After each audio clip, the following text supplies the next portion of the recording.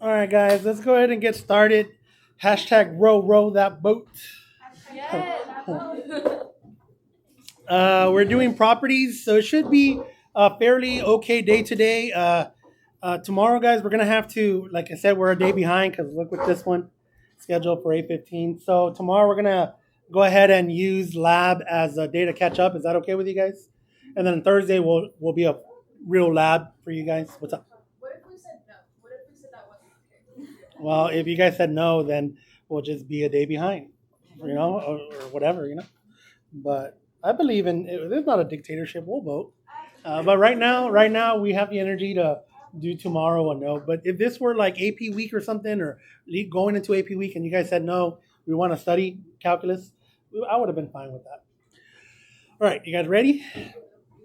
Okay, so here's where we're at. We're gonna cover 1.3, 1.5, 1.10, 1.11. These are just properties, so they're telling you guys is saying if I have a limit as x approaches c of some function, it equals L, and I have a limit as x approaches c of some function called g, and it approaches m, and you can do all these properties with them. It's a sum rule. You can add them up. See, a limit as x approaches c of f of x is L. Difference rule, you can subtract them. So I guess you could have put plus minus plus minus. Product rule, you can multiply them. Constant multiple, you can multiply by that constant. Quotient rule, as long as the denominator is not zero, and as long as you're defined, if your domain is correct, you raise it to. So this is all your properties. They're not super extreme. I think you'll find them that they're pretty relatively easy to understand. If you want a visual, let me know. We can create a visual probably. You know what? Let's do that real quick with this one so you guys can see. So letter A says limit as x approaches 4 for g of x plus 5. Notice that it says limit as x approaches 4 for g of x is 3. I'm going to make the easiest function possible. Just a quick visual. So I'm going to say here's 4. And what's the easiest function? A horizontal line. And I'm going to call this horizontal line 3. So look what happens. What happens if you take 3 and you add 5 to that? If you take this function that's called g of x and you add 5 to that, where are you going to be now? See how easy that is? So you just take this function, move it up 5. Yeah, it's going to be at 8. Does that make sense, guys? Okay. So limit as x approaches 4 for this function here. Well, this is just a product rule. So I can go as x. By the way, this is called direct substitution if you can. See how x is approaching 4? So you can go 4 times the limit as x approaches 4. So what is my limit for f of x as x approaches 4? So what's 4 times 2? So that one's 8. Nothing crazy. All I did was direct substitution, guys. There was an x there. So I'm going to write the word direct sub. All right. Can you explain that? Yeah. So if I have a function, if I tell you limit as x approaches 3 of x, because that's what the issue is, right? The x there. What does that equal? Well, this function here, y equals x, just listen, guys. You don't have to write this down. Sorry, happy face, I'm going to write over you. So y equals x, that's just a line like that, right? So what happens at x equals 3? Well, the y equals 3, because this is just a line y equals x. See?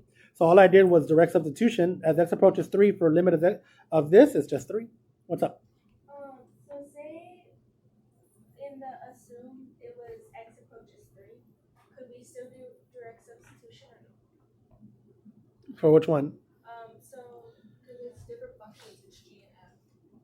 So it needs to be corresponding to it because that's not. Hit me again. So for the limit, so it says x approaches 4. If it had x approaches 3, could we still do direct substitution? Yes.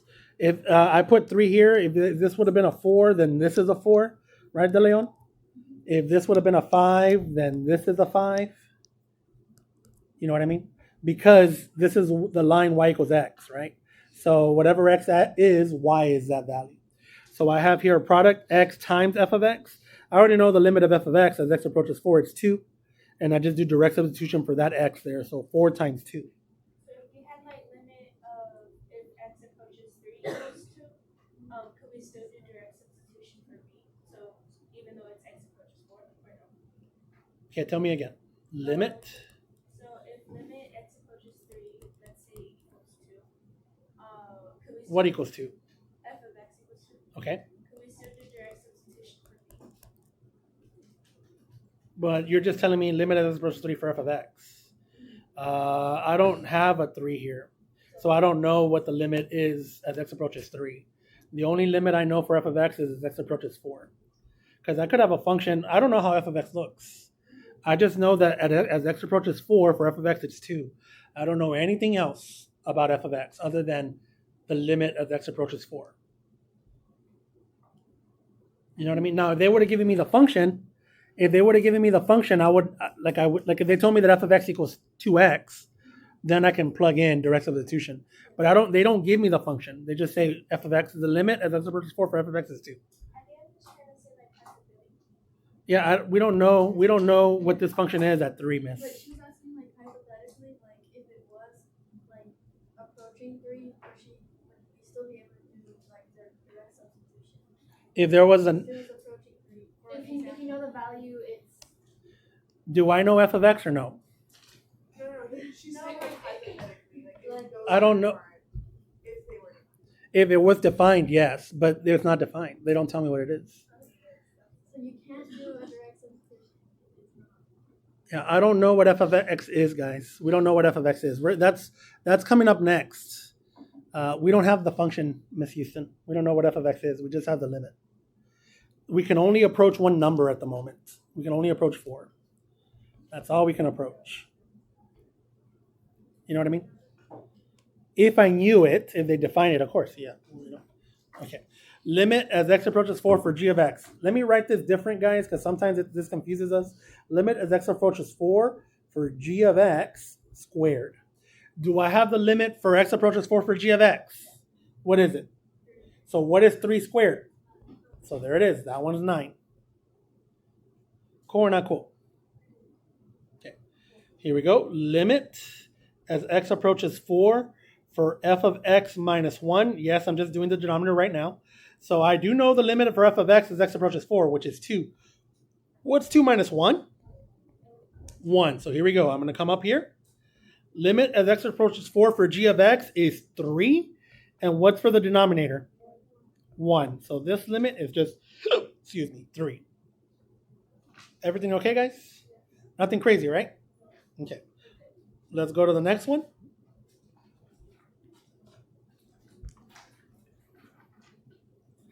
So let's see. It says given. So it says, let's do some problems together that you will encounter. This is coming from delta, or maybe this is coming from UH.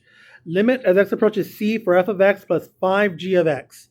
Well, if I approach c for f of x, it is, so I'm going to write 3 plus 5 times 5. So, yep, 28. I'm going to letter B. Limit as x approaches c for g of x is 5. So 5 to the third. 5 times 5 is 25. 25 times 5 is 125. Cool or not cool? Yeah. No, that's just their argument. Mm-hmm. If you want to put giant parentheses like that on this, that's fine. It's not a big deal. Limit as x approaches c for the square root of f of x. Square root of 3. Limit as x approaches c for g of x times h of x over f of x. So we're just going to do 5 times 2, all over 3. So 10 over 3. What's up?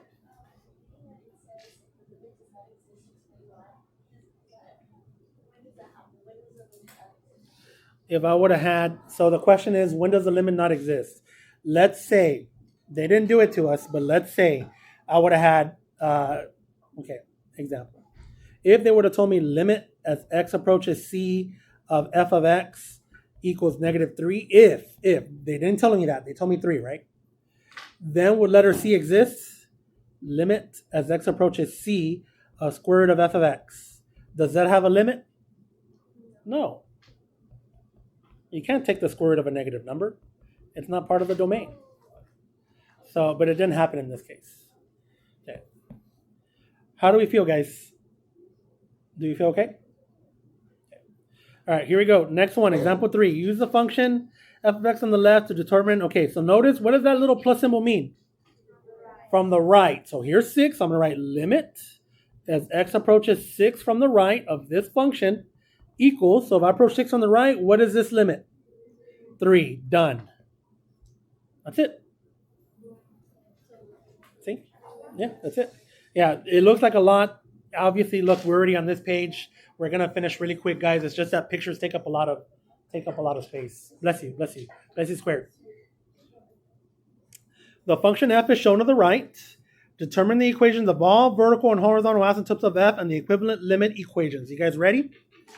So I can see that I have a vertical asymptote right here at -1 and at 6. These are called infinite discontinuities. That one and that one. Are we still okay? Okay, I'm going to change my color to blue. I can see that I have a horizontal asymptote there and there. Okay, this is not a trick question. I've seen this before. What's the most horizontal asymptotes you can have?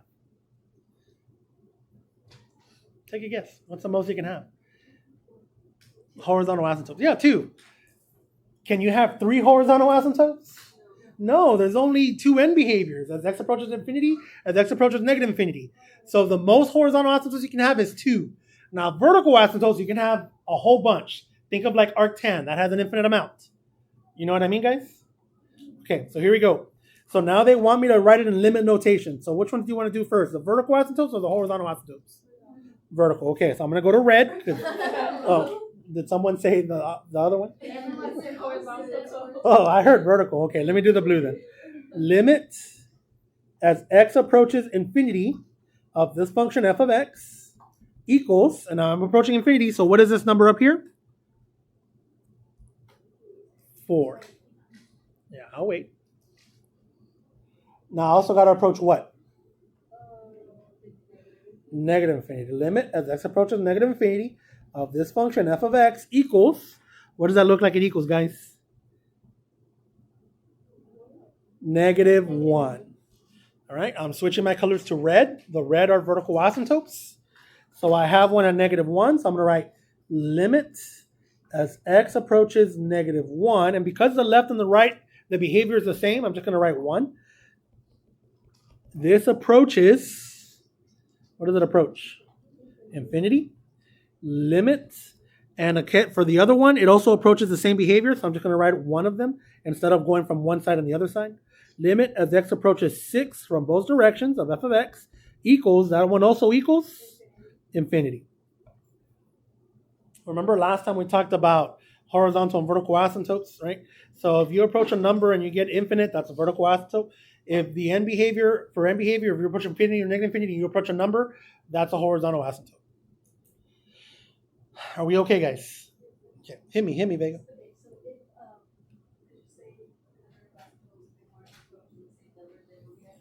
Left and right. Yeah, I would go limit as x approaches -1 from the left equals whatever it is. Or unless you wanted to just write does not exist, So, all right, how do we feel? Okay, so relax. Look at this one here. This one is a composite function. Limit, and I'm going to go slow, as x approaches -1 of f of g of x. Okay, how do you tackle this one? You work your way from the inside out. So I'm going to go start with the quote-unquote inside. So you're going to go limit as x approaches -1 for g of x. So I'm looking at my g. As I approach -1 for g of x, what is that value? 0. So now, limit. Now you're going to do the outside one. As x approaches what? 0. Do you see what we did there, guys? Why did I put 0? Because that's the inside function. The inside function, the output approaches 0, and the output of the inside function is the input of the outside function. Wait, can you start from Yes. Okay. When you guys were in Algebra 2 and Algebra 3, and they told you to solve, I'm just making this up. They told you to solve f of g of 5. So you have to solve for g of 5 first. And I'm just going to make this up. G of 5 equals 7. And then that 7 went inside. So this was f of 7. See? So it's the same logic. So here we go. So let me come with this one. And maybe I should have gone over there. Doesn't matter. So it's the same logic. We work with the inside first. Limit as x approaches -1 of g of x. Look what that output. It was 0, right? So that is the input of f of x. So I write a new limit property. Limit as x approaches. Oh, I didn't write it. Oh, I thought I did. Limit as x approaches. There it is. As x approaches 0 for the outside, f of x. There is a formula. If you look it up on a textbook, do you guys want a textbook or no? Yeah, okay. If you want a textbook, we'll check one out to you and you can reference it. If not, no big deal. All right, so here's f of x. Now here, I got to check from the left and the right. If I approach from the left, it's 7. If I approach x equals 0 from the right, it's... So does not exist.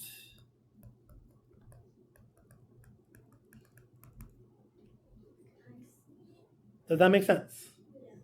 Okay, are we good? Yes.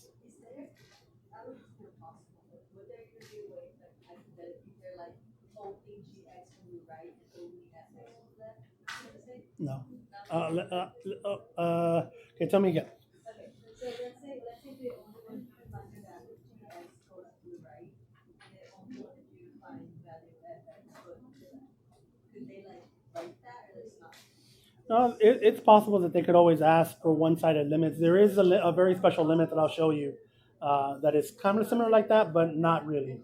Yes and no, but they're not asking for that specific. What's up, Esquivel? Oh, because they want the original question was, what's the limit of x approaches -1 for f of g of x?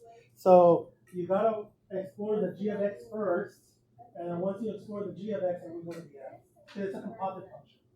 So that's why we did the g of x first, and then once we found the g of x, then we went to f of x. Because in the end, that's what they want.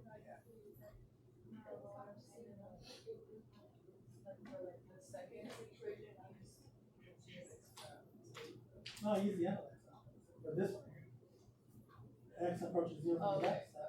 X approaches 0 from the right.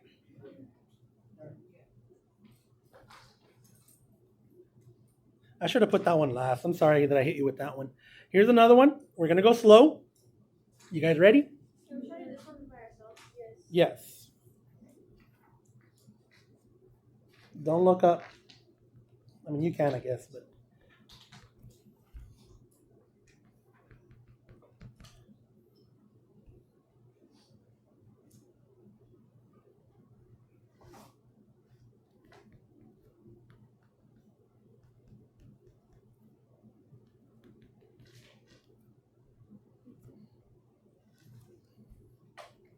Is that what you got?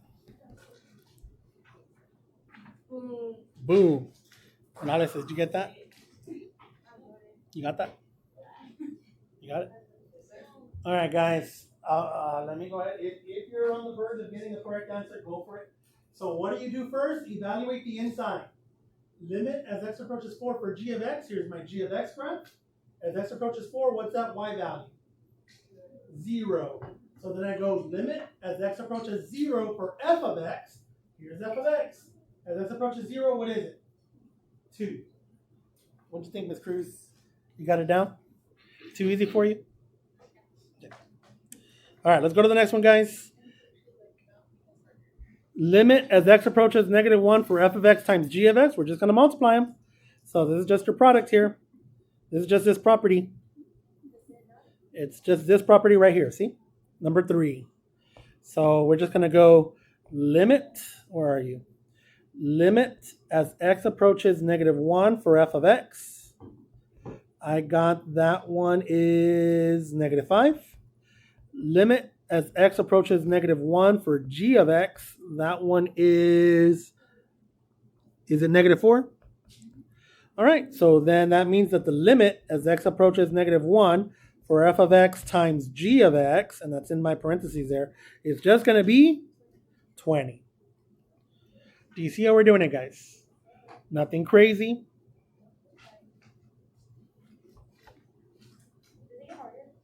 No, well, yes and no. Did I put the hardest one in here? Let me check.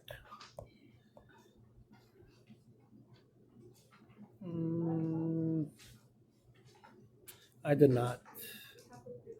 I did not put the hardest one in here. And you what?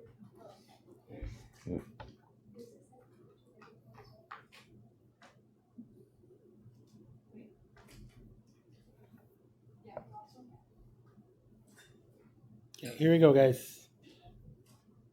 Given the following graph of f of x, find the value as, oh, where did it go? Find the value as limit of x approaches, okay, so there's a formatting issue. Limit as x approaches -2 of f of x minus 3. There's two ways to think about it. Here's the method I prefer to look at it. This is f of x. What does this f of x minus 3 do to f of x? Yeah, moves, makes f of x, let me erase it, makes f of x move 3 right. So here's how I like to look at it. If I move 3 right, this vertical asymptote at -5 would be at -2. Do you guys see that? So then this would be, does not exist because I would have a vertical asymptote, comma, vertical asymptote. And when you have vertical asymptote, it does not exist. Correct. If you approach from the left, it'd be positive that's the infinity. limit, Yeah. If I approach from the right, it'd be negative infinity. Does that make sense to you? No? Okay. Here's another way you can do it, Rodriguez. You ready? If I did direct substitution, if I put a -2 in there, what's -2 minus -3? Or -2 minus -3? -5. Look at -5. Do you have a limit of -5? No. I don't have a limit of -5. It's a vertical asymptote. You can do it that way if you want. See, that would have been f of -5, f of -5, I have a vertical asymptote. So it does not exist. Then why did you put vertical asymptote at x equals -2? Because f of x minus 3 would shift this graph 3 to the right. Okay. I prefer that you do it that way, with like knowing that this would shift this 3 to the right. But if you don't, you can just, direct substitution. That's f of -5. Oh, f of -5, vertical asymptote. I don't have anything there. Because now I'm looking at this graph, and you just did direct substitution. I don't understand why. I'm not defined. Don't do this because it's not necessarily correct. So if I tell you limit as x approaches -2 of f of x minus 3, well, do direct substitution. I put that in there. That looks like that. But do I even have f? Like, look, there's nothing. That's a vertical asymptote. X equals -5 is a VA. There's no limit on vertical asymptotes. You know what I mean? There's no limits on vertical asymptotes. If you have a vertical asymptote, you're infinitely discontinuity. You know, the limit does not exist. Are we good? Okay. You're going to see this again in a little bit when you do your deltas.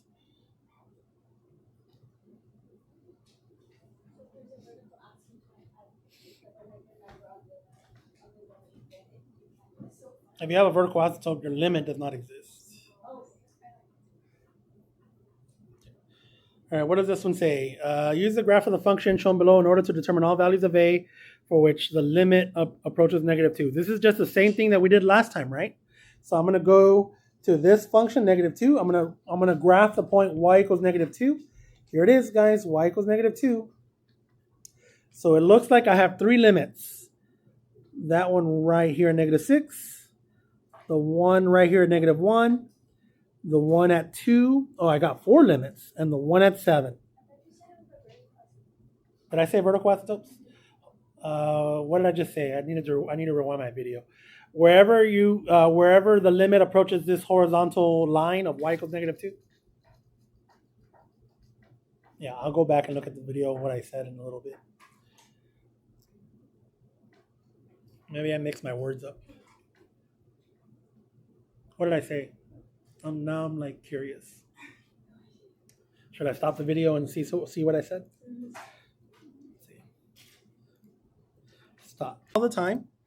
Sometimes when I'm eating dinner, if I'm at my house and I'm eating dinner, sometimes I'll like play my videos and then I'll say something and I'll be like, That's wrong. And then I'll rewind it like real quick and I'll push play and I'll like, yeah, that's totally wrong. I can't believe no one told me anything. Guys, I make so many mistakes. If I make a mistake, tell me because I don't want to catch it, at home. All right, here we go. I'm going to write all these values. Limit as x approaches negative 6 of this function. This is f of x. That equals negative 2.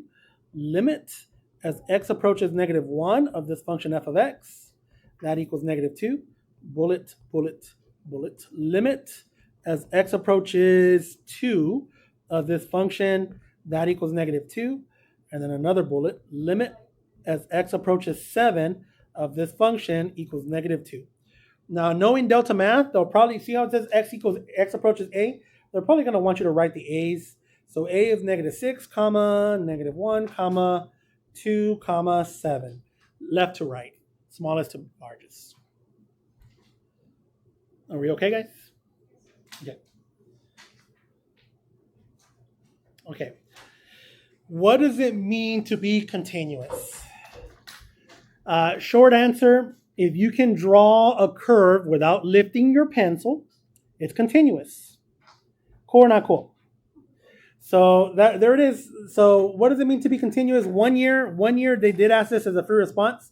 So all this means is limit as x approaches c from the left of this function better equal limit as x approaches c from the right of this function, which better equal limit as x approaches c of this function, which better equal f of c. Child, what does all that mean?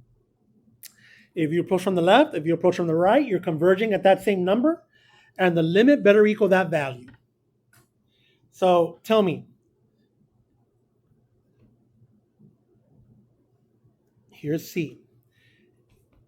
Is this curve continuous at c? Be careful. Why is it not continuous by definition? I have a hole. It does not satisfy the right-hand side of that equation. All this is satisfied. All of this is satisfied except for the very last part. Well, it's a function, but I have a hole right at C, so you're not continuous. But if I fill that hole in, am I continuous now? Yeah. Do you guys see that? Now I do satisfy that. Yeah, well, discontinuous means it's not continuous, right? Cool or not cool, guys? Now, at an endpoint, all this means is at an endpoint, you're continuous. That's all it means. I know at an endpoint, you're kind of like, but it's an endpoint. The curve stops there. Yeah, but you're defined. The AP exam is probably going to try to not talk about endpoints as much as possible, especially when it comes to differentiation. You don't know that word yet. You don't know about all that stuff yet, so don't even worry about it. Are we okay? Okay. All right. There are 4 different types of discontinuities, 3 of them that come out all the time. This one is called discontinuity by oscillation or oscillation discontinuity. It very rarely comes out. It just means that it keeps going back and forth, back and forth, back and forth. Right at x equals 0. There's this, which you guys already know. I think I've used that word more than once. What type of discontinuity is this? What is that called? It's a vertical asymptote, but I think it starts with an I, second letter N, third letter F. Infinite discontinuity.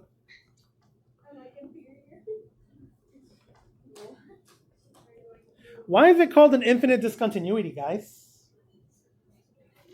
Because it goes up forever for infinity. It goes down forever for infinity. That's why it's called an infinite discontinuity. Cool or not cool? What about this? What is that called? It's a hole. The technical word is removable discontinuity.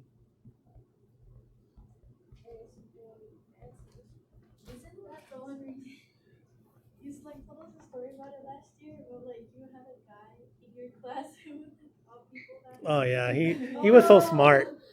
Yeah, I'll play on words.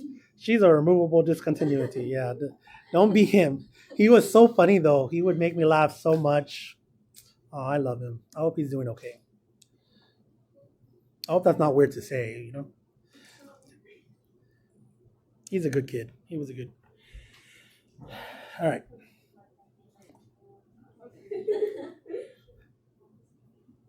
Ready for the next one? Take a guess. What do you think this one is called? There's many words for it. What does that look like to you?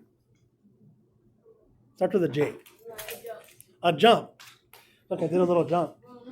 That's a jump discontinuity. There's other words for it, but that's the most popular one. In 100 years, maybe they'll give it a different name.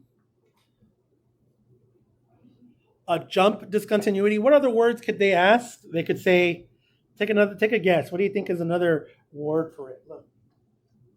Step.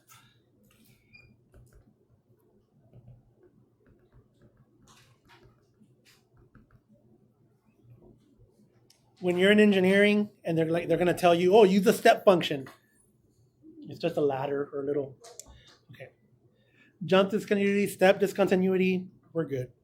Cool or not cool? Okay. Let's see what it says here. I know, guys, we're almost done. All discontinuities can be classified as removable or non-removable. Removable discontinuities occur when the function has a limit, holes in the graph. That's what we did right here. Removable discontinuity. Look, there's a hole.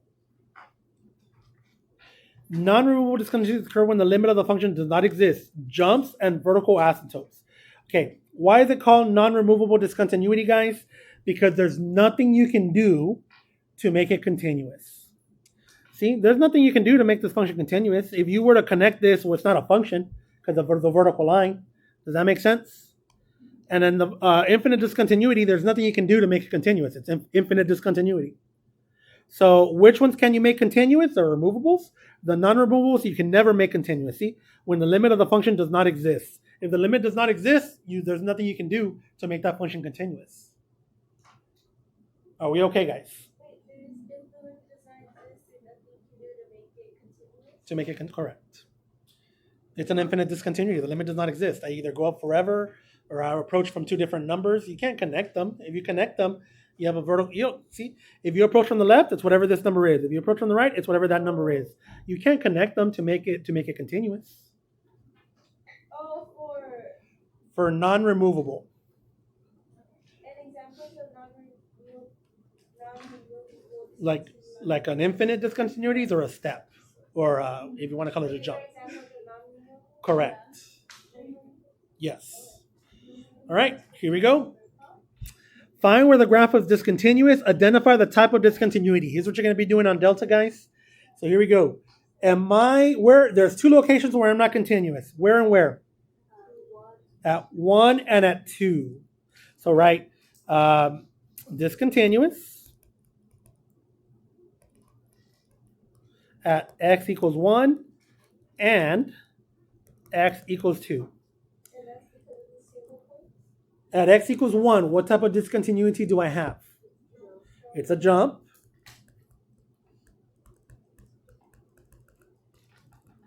That's a non-removable discontinuity. Non-removable. There's nothing you can do to make it continuous. What do I have at x equals 2? A hole. That is a removable discontinuity. That's the only one that you can make continuous if you fill that hole in. What's up? So it's only a jump if it's like they have a line attached to it? If there's a gap between, yeah. Because, for example, there's also a point at 2, 2, but that's not a jump because it's just not a function. Well, that's not a jump because at 2, 2, that's a singular. That's just a point. That's just a pixel. Okay, so you know what I mean? It's not. Yeah, it's not a function. For it to be a jump.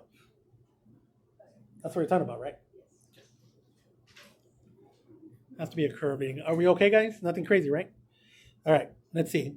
Find where the graph is discontinuous. Identify the type of discontinuity. Okay, where am I discontinuous at? At -4. Where else at? At 1. Where else? 6. Is that it? Yep, that looks like it's it. x equals negative 4, comma, 1, comma, 6. Okay, at negative 4, what is that? A whole, which is also a removable discontinuity. At x equals 1, what is that? A jump. Correct. Jump, non-removable. And at x equals 6, another whole, which is a removable discontinuity. That's it. That's it. Cool or not cool? Yeah. I'll wait. We're almost done, guys. Another one. Sometimes I feel like DJ Khaled. Do you guys know who he is? Okay. I don't know. Maybe I've reached that time where. Okay. I mean, I don't know, guys. Do you guys know who Michael Jordan is? Yes. Oh. Do you guys know what CDs are? Yes. Guys, you guys were born into an era where CDs were already starting to be phased out. I watched CDs. I had DVDs. I had a DVD player. I still have a DVD player. That's where I watch my YouTube. Okay, there will be a time. Look, if you guys become teachers, I bet you by the time you guys become teachers, the next generation of kids, you're gonna ask them about a CD. They probably won't know. You guys are probably the last. You guys are probably the last generation that. Yeah, but you guys are So you guys are probably what are you guys called, the Zers? So the Zers and the Millennials are probably the only generations that know. And then after, like the Millennials with the what's the next group, Alpha? Those two groups, they might not know. Okay, when All right. do y'all think Gen Alpha starts? Coming up, the sixth graders. All right, guys, focus. Here we go. So I have discontinuities. Focus, guys. We're almost done. We have discontinuities at -6. Where else? -3. Where else? And 4. Yep. Okay. What is it at -6? That's a whole, which is a removable discontinuity. What is it at x equals -3? Which is called a what? Infinite discontinuity, non-removable. Yep, same thing for at x equals 4. Infinite discontinuity, non-removable. I didn't turn on my poll thing, so I guess that's fine. More examples of discontinuity, notes 2.5. Check Canvas, Gradebook, or my YouTube channel for video. Okay, so we'll probably do notes 2.5. Well, we'll see, because I don't want to get too behind. Okay, this is coming from the 2012 International Exam. Take 30 seconds, take a minute, and see if you guys can do it.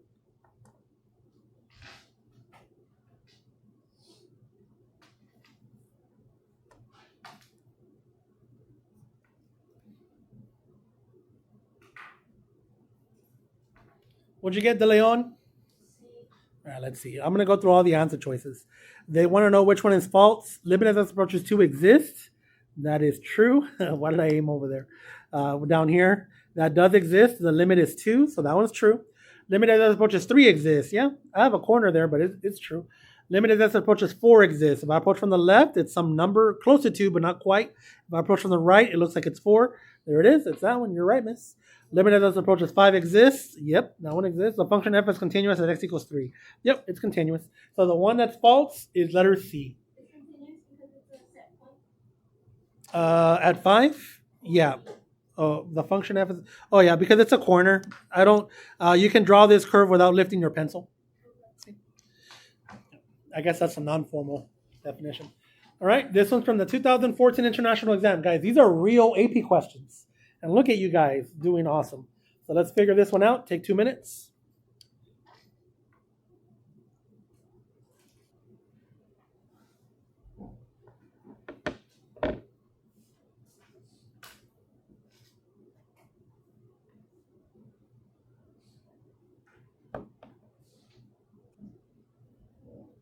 What'd you get, Miss Kyle? All right, let's see. Roman numeral 1, limited as approaches 2 from the left equals f of 2. That one's true. Because it does equal f of 2. It's a solid point there. Limit as x approaches 6 from the left equals the limit as x approaches 6 from the right. Yeah, that one looks like it's true also. Limit as x approaches 6 equals f of 6. Nope. If I approach 6, limit as x approaches 6 is negative 1, but f of 6 is negative 3. So 1 and 2. Good job, miss. You got a 5 already. 5. Cool, right? Ask me, guys. Ask me. Are we okay? All right. All right, guys. We're done. You're just working on DM2 today. Tomorrow, once we do the notes, we'll see if we can do activity 2 as well. It's already on. I think I put up activity 2 already on. Did I already put it on Canvas? I thought I put. So just take care of Delta Math, and we'll call it a day. What's up, miss? Yeah, you can use your choice. It's not in there? Okay, I'll put it in there right now. Yes. Remember numeral 1. See how it says limit as x approaches 2 from the left? So I'll just do that. Limit as x approaches 2 from the left of this function, that equals negative 1. And if they were to ask you what is f of 2, well, f of 2 is also negative 1. Do you know what I mean?